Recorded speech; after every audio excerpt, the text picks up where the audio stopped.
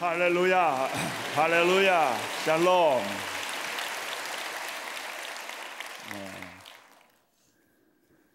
해외에서 목회하시다 오신 분들이 30명이 훨씬 넘으시고 국내에 계신 분들하고 다 합하니까 150명이 넘으셨어요.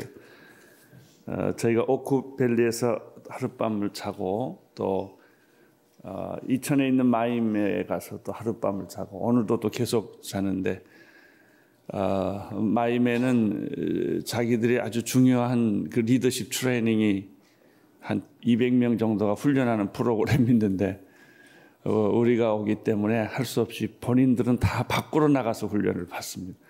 뿔뿔이 흩어져서 훈련받고 우리들에게 소중한 자리를 다 주셔서 식사, 잠자리, 훈련 프로그램을 전적으로 도와주고 계십니다.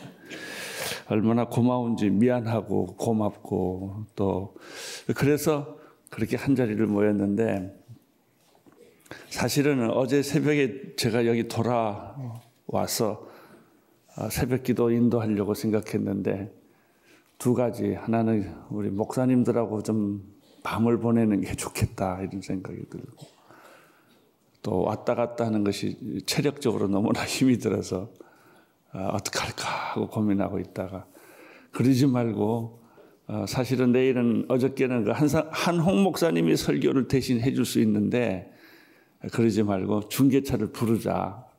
그 중계차가 값이 만만치가 않아요. 한 번 빌리는데 한 2,500만 원 들어요. 그래도 중계차를 빌리자. 그래가지고 밤에 중계차를 빌려서 밤 10시에 스텝 10명과 함께 중계팀들이 와서 밤새도록 장치하고 새벽에 중계를 하게 됐는데 우리 목사님들이 이렇게 가만 보니까 야전 사령관들 같아요. 가서 전쟁에서 피투성이가 나도록 싸우고 돌아온 분들 같으세요. 교인들에게 상처를 받으신 분들. 그래서 우스갯소리를 했어요. 교인들은 양떼가 아니라 이리떼들이다. 하도 달라들어서.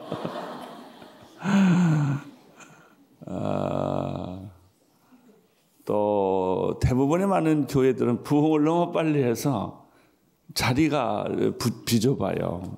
자리가 비좁아서 자리를 옮겨야 되는데 외국에서 자리를 옮긴다는 것이 그게 쉬운 일이 아니에요. 돈도 들고 또 중국 같은 데는 공안에게 허락을 받아야 되거든요. 허락을 받고 예배 드린다는 일도 아주 쉬운 일이 아니고 이제 그 다음에 너무 외로워서 어떤 때는 저기 알라스카나 괌이나 이런 데서 목회하시는 분들은 옆에 동료 목사가 없어요. 앞뒤를 봐도 혼자고 힘들고 어려울 때 누구하고 얘기할 대상도 없고 이제 그래요. 우리 온누리 교회 안에 있을 때는 목사님들이 여기는 갈등을 별로 구경한 적이 없어요. 뭐 교인들끼리 갈등이 생긴다든지 목사와 장로 사이에 갈등이 있다든지 갈등도 구경해야 갈등을 만나면 이렇게 해결하는 방법을 아는데 전혀 갈등을 구경하지 못하다가 작은 교회를 가게 되면 개척을 하면 120%가 드러나요. 다 뭐 숨겨지지를 않아요. 아이들도 드러나고 부인도 드러나고 본인도 드러나고 우리 온누리 교회에서는 간사님들이 너무 훌륭해서 무슨 일을 시키면 기계처럼 잘 해주세요. 그런데 거기에는 심부름 시킬 사람이 자신이에요. 자기가 자기에게 오더를 내려야 돼요. 그래서 밑바닥부터 일을 하셔야 되기 때문에 다들 힘들어하고 계셨어요. 이렇게 서로 만나서 다시 예수님 생각하고 우리 헌신을 다시 회상하고 또 주님께 받은 비전을 생각하니까 이 고통과 어려움이 다 쉬워졌어요. 우리는 고통받으려고 헌신하지 않았냐. 어려움을 겪기 위해서 헌신했지 우리가 즐기고 놀려고 하나님께 헌신한 것이 아니다. 그래서 아주 이런 시간이 얼마나 소중한지 이루 말할 수가 없어요. 여러분들도 계속 우리 목회자님들의 격려해 주시고 밀어주시고 축복해 주셨으면 좋겠습니다.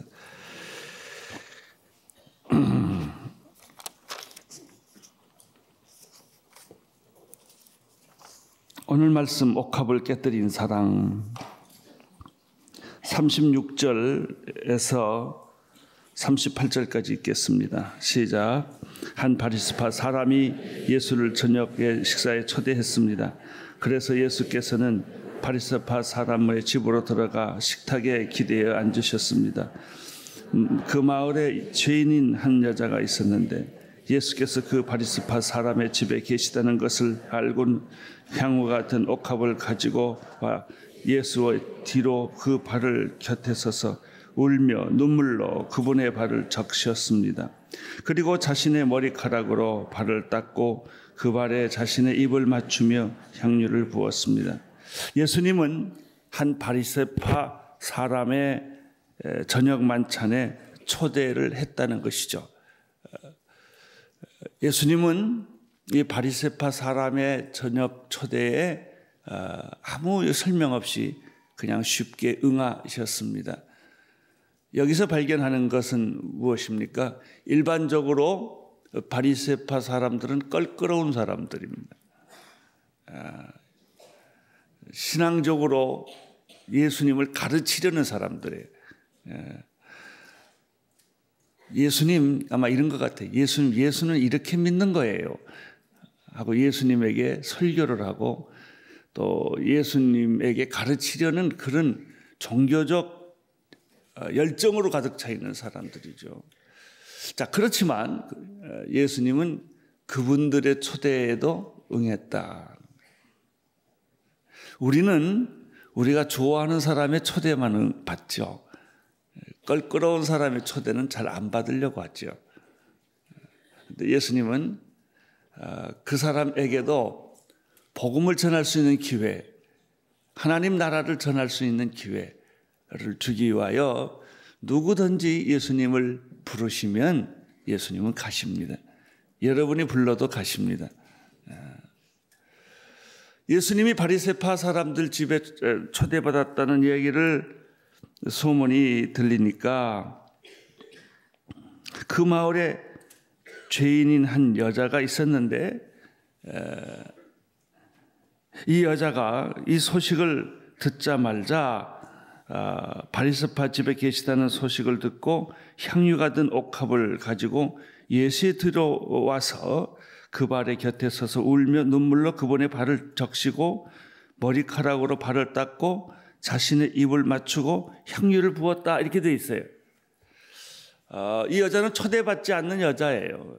그렇지만 너무나 이 여자의 마음 속에 있는 예수님에 대한 사랑을 감당할 수가 없어서 초대받았지 않았지만 그리고 환영하지도 않았지만 이 여자의 신분은 죄인이기 때문에 아무 누구도 그렇게 좋아하지 않는 사람입니다.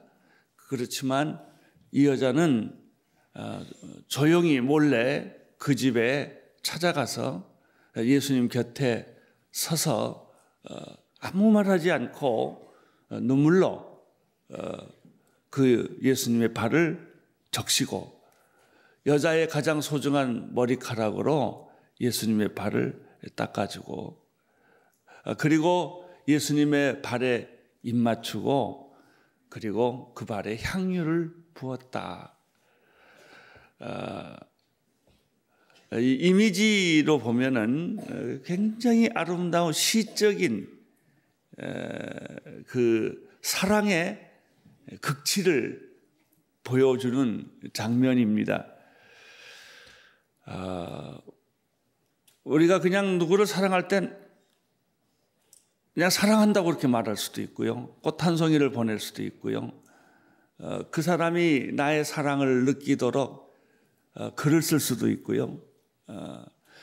그 글을 쓰기 위해서 밤이 맞도록 잠을 못 자는 사람도 있고요. 여러 가지가 있을 거예요. 근데 이 여자는 예수님에 대한 사랑을 얼마나 절제하고 얼마나 정을 쏟고 침묵으로 마음으로 가슴 속 깊은 곳에서 그의 사랑을 쏟는지 설명을 드릴 수가 있어요. 저는 이 모습을 보면서 우리의 사랑과 가끔 좀 비교가 돼요. 우리의 사랑은 너무나 단순해요. 간단하고. 주님 사랑합니다. 예수님 사랑해요. 그래도 심심하면 하트 하나 그리고 너무나 뻣뻣하고 너무나 단순하고 거기 감정도 없고 또 어떤 때는 자기가 사랑한다고 말해놓고 자기가 얼굴 화끈거리고 왜 그런 표현을 잘 안 쓰니까. 사실 예수님과의 관계가 그렇게 우리가 친밀하지가 않아요. 친밀하려고 굉장히 애를 쓰지만 하나님과의 관계도 그렇고 예수님과의 관계도 그렇고 성령님과의 관계도 그렇고요. 친밀한 아주 깊은 연애에 빠지는 사람같이 얼굴빛이 홍조가 띄고 가슴은 두근거리고 숨은 헐떡거리고 그리고 그분 옆에 있으면 아무 생각이 안 나는 진짜 사랑하면 생각이 하나도 안 나죠. 그냥 뻥하고 떨리는 것처럼 그런 생각으로 주님을 만나는 주님을 바라보는 좀 그런 사랑을 했으면 좋겠는데 우리는 사랑은 너무나 뻣뻣하고 그냥 외마디 같은 사랑, 그냥 길거리 가다 넘어지면 아 하는 것 같이 그냥 아차 내가 사랑을 했네 이제 이렇게 그런 것 같아요. 이것을 지금 오늘 이 장면을 여기서 보게 되는 것입니다.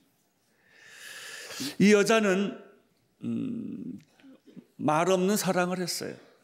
어떤 사람은 자기가 사랑하는 것을 다 설명하는 분이 있어요.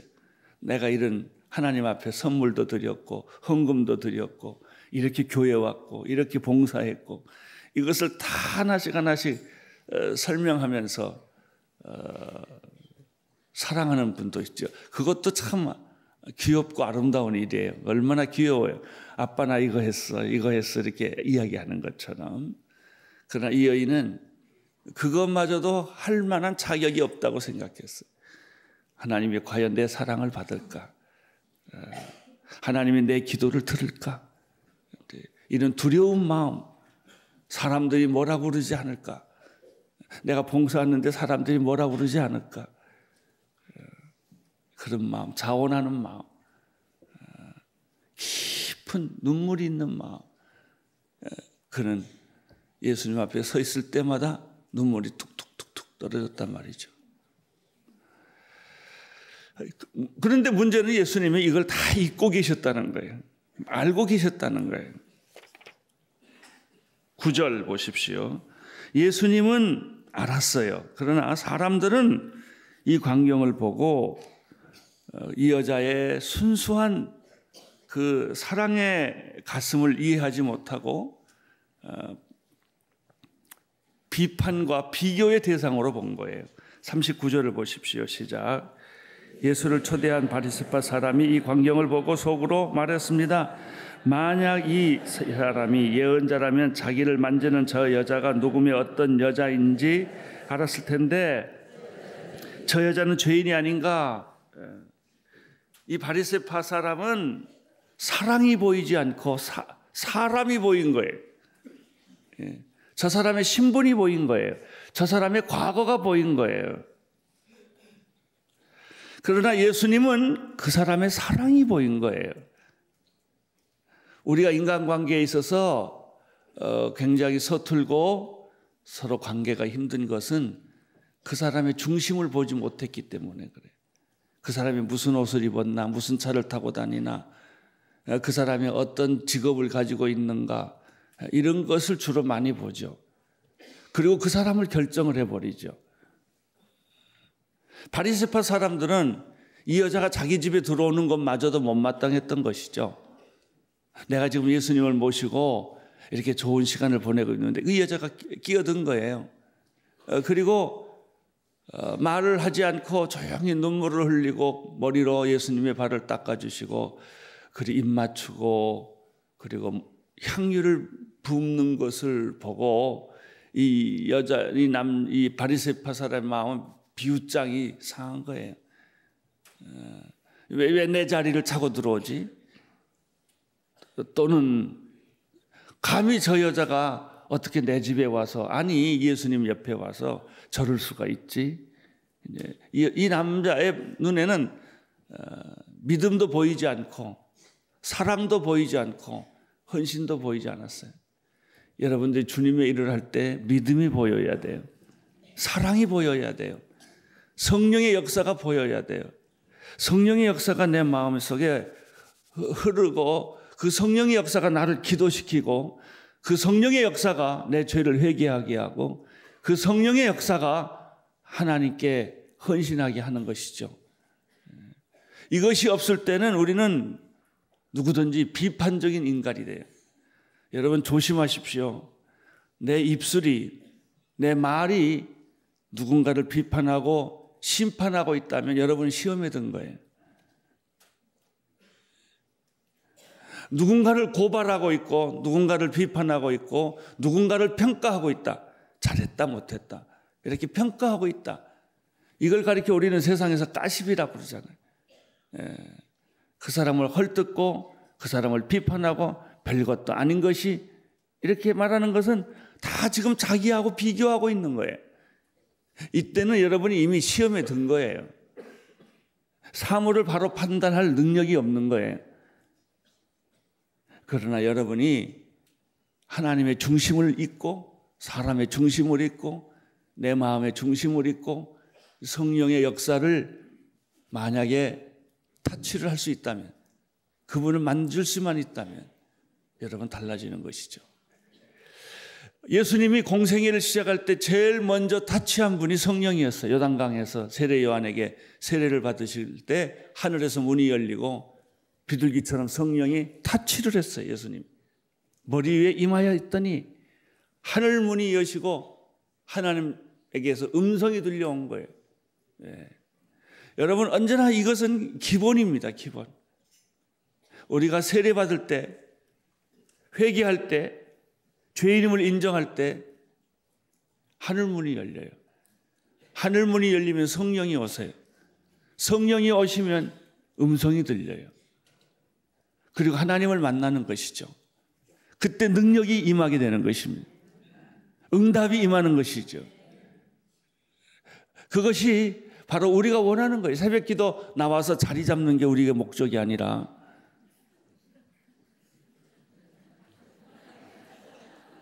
너희들이 뭘 보러 광야에 나왔느냐? 광야에 흔들리는 갈대냐? 화려한 옷을 입은 사람들이냐? 그랬잖아요. 우리가 이거 보려고 교회 온 거 아니지 않냐? 새벽에 2시 반에 깨서 3시까지 열심히 달려와서 무엇 때문에 왔느냐? 무엇 보러 왔느냐? 무엇을 기대하고 왔느냐? 나는 성령님을 기대하기를 축원합니다. 하나님을 기대하기를 축원합니다.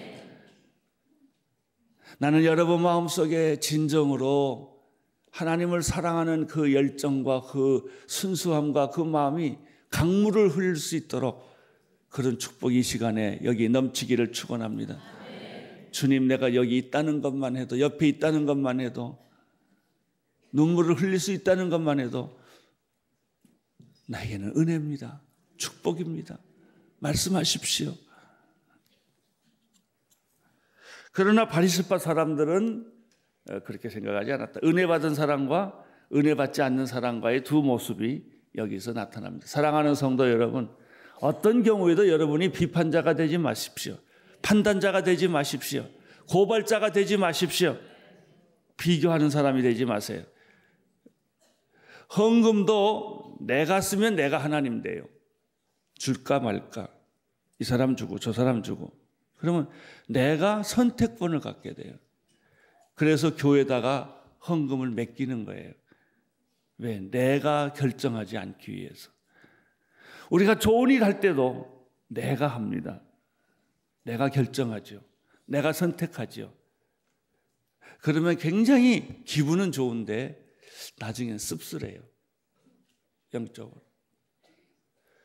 여러분, 우리가 사람을 함부로 비판하고 판단하고 평가해서는 안 돼요. 하나님은 그 사람은 그 사람대로 쓰시는 그 은사가 있으세요. 40절을 보시겠습니다. 40절 시작. 예수께서 그에게 말씀하셨습니다. 시몬아, 내게 할 말이 있다. 그가 대답했습니다. 선생님, 말씀하십시오. 어떤 채권자에게 빚을 진 두 사람이 있었다. 한 사람은 500데나리온, 또 한 사람은 50데나리온 빚졌다. 두 사람이 다 빚을 갚을 돈이 없어 채권자가 두 사람에게 빚을 모두 없애 주었다. 그러면 두 사람 중 누가 그 채권자를 더 사랑하겠느냐? 예수님이 예화를 들어주었어요. 이해 못할 때는 하나님이 꼭 예화를 들어주세요. 아주 쉬운 예화를. 500데나리온과 50데나리온, 10분의 1의 빚을 어떤 사람은 많이 졌고 어떤 사람은 작게 졌어요. 근데 둘 다 문제는 빚을 갚을 능력이 없는 거예요. 한 사람은 부자였고 한 사람은 가난한 사람이었는지 모르죠. 어쨌든 탕감을 다 해줬어요. 그러면 탕감받은 사람의 입장에서는 누가 더 마음에 고마움이 있겠느냐. 뭐 말할 것도 없이 탕감 많은 받은 사람이 탕감 적게 받은 사람보다도 감사가 많겠죠. 이것을 비유로 말씀하시고 예수님은 적용을 하셨습니다. 시몬이 대답했습니다. 더 많은 빚을 면제받은 사람이라고 생각합니다. 예수께서 말씀하셔서 내 판단이 맞다. 그리고 나서 예수께서는 이 여인을 돌아보고 시몬에게 말씀하셨습니다. 이 여인이 보이느냐? 내가 내 집에 들어갔을 때 너는 발 스친 물도 주지 않았다. 이 남자가 바리새인이 예수님을 초대하기는 했지만 형식적인 초대를 한 거예요. 하나의 인간적인 초대를 한 것이지 사랑의 초대를 한 것은 아닌 것 같다. 왜? 초대한 걸 보니까 모든 것이 다 건성건성해. 사랑하는 성도 여러분, 건성건성 봉사하지 마세요. 형식적인 봉사 이제 그만하세요. 그건 아무리 많이 해도 예수님이 기억하지 않으세요. 시간만 보내는 거예요. 옆에 있는 분에게 그렇게 말하세요. 건성건성하지 마세요. 의자 좀 갖다 줘.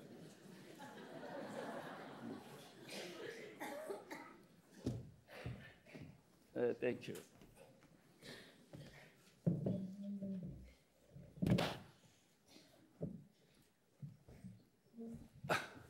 앉으니까 훨씬 편합니다. 건성건성 하지 마세요. 바리새인들은 자기는 그렇게 생각했을 거예요. 나 바쁜 시간에 굉장히 내가 마음을 내서 예수님을 초대했다고 그가 스스로 생각했고 또 자랑스럽게 생각을 했을 것입니다. 그러나 초대받으신 예수님의 눈에는 다 건성건성이에요. 예수님이 오셨는데 발을 물도 주지 않았고 그 다음에 보십시오. 발수친 물도 주지 않았고 그러나 이 여인은 어떻게 했냐? 자신의 눈물로 내 발을 적시지 않았냐? 너는 입으로 말을 하지 않냐? 예수님 어서 오십시오. 나 예수님 사랑합니다. 예수님 오래 기다렸습니다. 말은 다 했을 거다는 거죠. 그러나 이 여자는 그런 말을 하지 않았고 자신의 머리카락으로 닦아주었을 뿐이다. 혹시나 예수님이 알아차릴까 봐, 혹시나 방해가 될까 봐 아주 조심조심 하면서 했다는 것이죠. 45절 읽어주세요. 시작. 너는 내게 입맞추지 않았지만 여인은 내게 들어왔을 때부터 계속 내 발에 입맞추고 있다. 이 남자는 건성건성 예수님을 영접했기 때문에 발 씻을 물도 물론 주지 않았고 예의와 존경과 사랑을 표하는 입맞춤도 물론 다 생략해버린 거예요.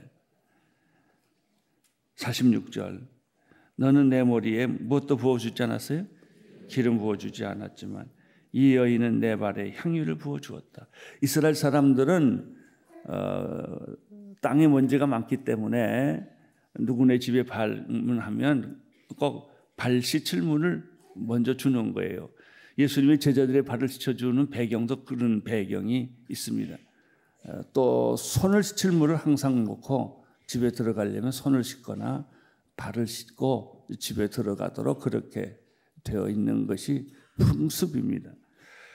그러나 이 남자는 바리새파 사람은 예수님을 초대했다는 그런 허울은 있었지만 그 내용을 파보고 보면 그런 거예요. 성경을 봐도 우리가 알 수 있어요. 어떤 사람 성경은 깨끗해요. 산 때부터 한 번도 본 적이 없어요. 그냥. 어떤 사람의 성경은 줄이 쳐져 있어요. 그 눈물 자국이 있어요. 달라요. 한번 따라하세요. 성경이 깨끗한 사람, 마음이 더럽고 성경이 더러운 사람, 마음이 깨끗하다. 예. 성경은 1년에 한 권 정도 쓰고 버려야 돼요. 너무 읽어서. 너무 너덜너덜해서. 이것이 사랑이에요. 사랑. 사랑하는 사람을 편지를 읽을 때 달아지도록 읽지 않아요? 또 읽으면 또 처음 읽는 것 같아. 또 처음 읽는 것 같아. 그 문장을 다 외우지요. 그리고 상상하지요. 우리는 주님을 사랑하는 것은 자꾸 업적으로 생각해요. 주님을 사랑하는 것은 하나의 성취로 생각해요. 내가 얼마나 많은 일을 했고 얼마나 많은 수고를 했다는 양적으로 생각을 하지만 사랑은 양으로 표현할 수도 없고 성취로 표현할 수도 없고 사랑은 그냥 눈물이에요. 정성이에요. 그것은 하나님과의 깊은 친밀함이에요. 가슴 울먹거리는 거예요.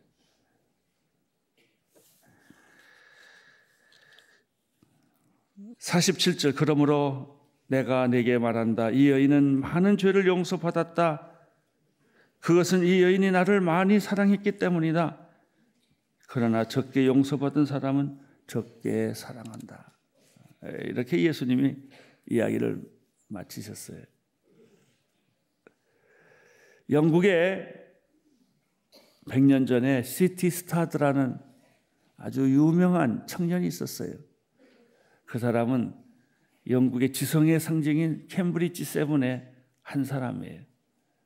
그는 영국의 아주 최고급 가문에서 태어난 사람이고 전 영국 크리켓 선수였어요. 운동도 잘하죠. 잘생겼죠. 키도 크지요. 가문 좋지요. 공부 잘하지요. 학벌 좋죠. 영국의 촉망받는 차세대 지도자예요. 근데 이분이 예수님을 알게 됐어요. 그래서 캠브리지에서 큐티 운동을 했어요. 그리고 학교를 졸업하기 전에 그는 하나님께 기도하다가 응답을 받았어요. 중국으로 가라. 그가 갈 수 있는 많은 길, 화려한 길, 영광스러운 길, 그 사람에게 얼마나 많은 청혼이 들어왔겠습니까? 이런 일들을 다 뒤로 내려놓고 허드슨 테일러와 함께 그는 중국으로 갔어요. 그 당시에 중국은 어땠을까요? 마치 그 당시에 한국처럼 굉장히 험한 곳이죠. 중국에 가서 그가 선교를 시작을 했어요.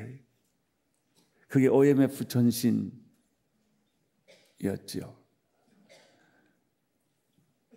그러나 허드슨 테일러는 그 후에 또 생각이 하나님부터 생각을 받고 아프리카로 자리를 옮겨요.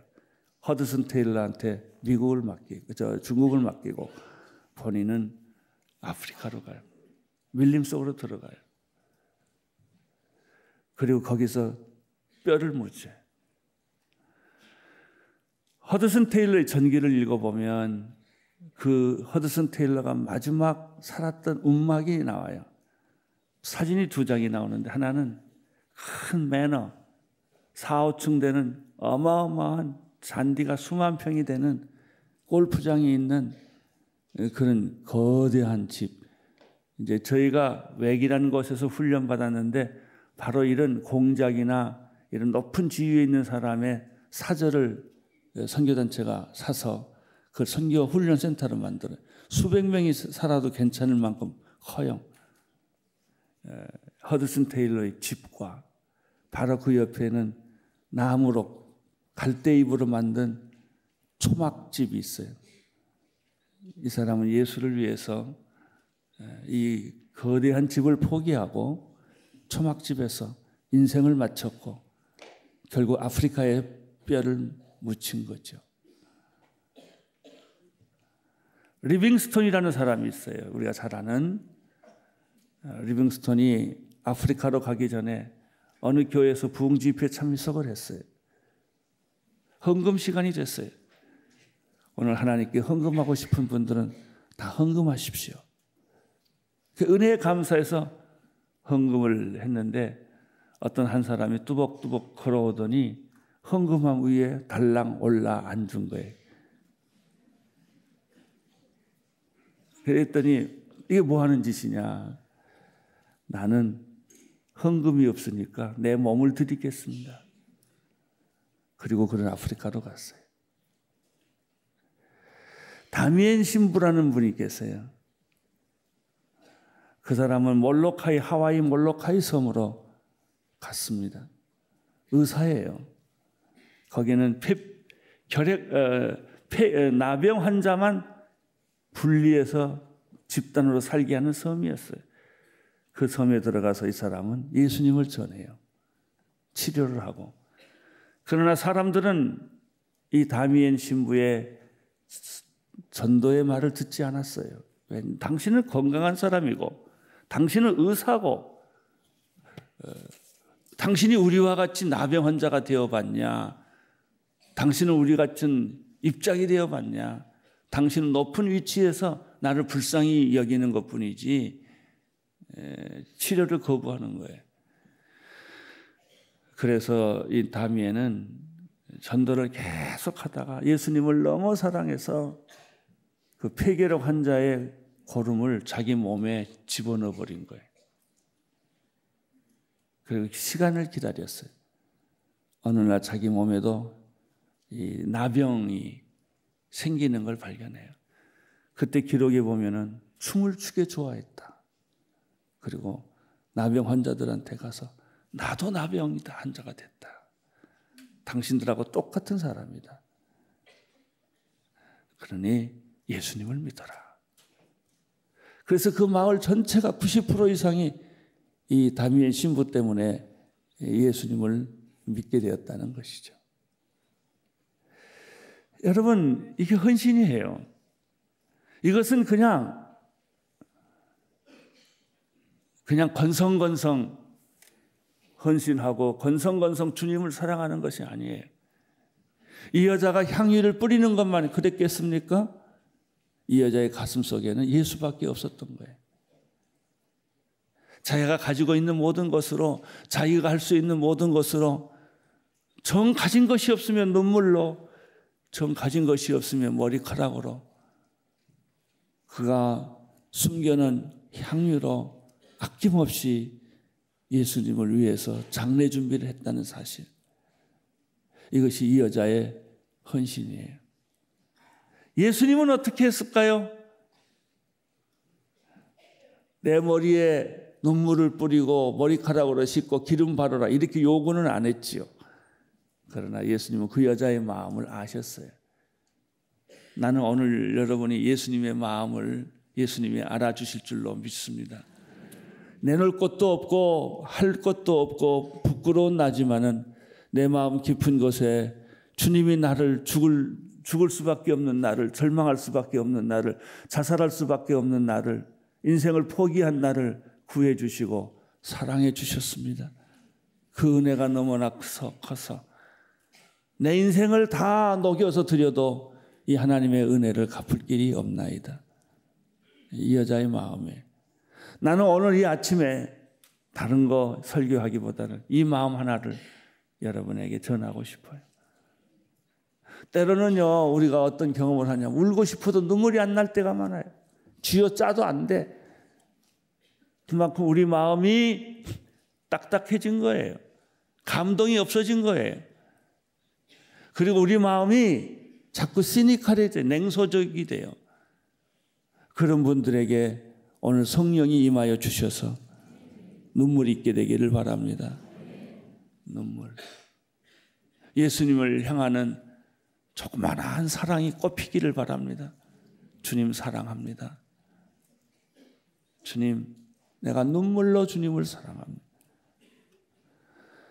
내가 예수님 없었더라면 나는 내 인생이 망할 뻔한 사람입니다. 예수님이 없었더라면 나는 이미 자살했습니다. 예수님이 안 계셨더라면 나는 내 마음대로 인생을 살았을 것입니다. 지금 힘들고 어렵지만 내가 선택한 길은 잘한 겁니다. 하나님, 이 길을 갈 거예요. 어렵고 힘들어도 이 길을 갈 거예요.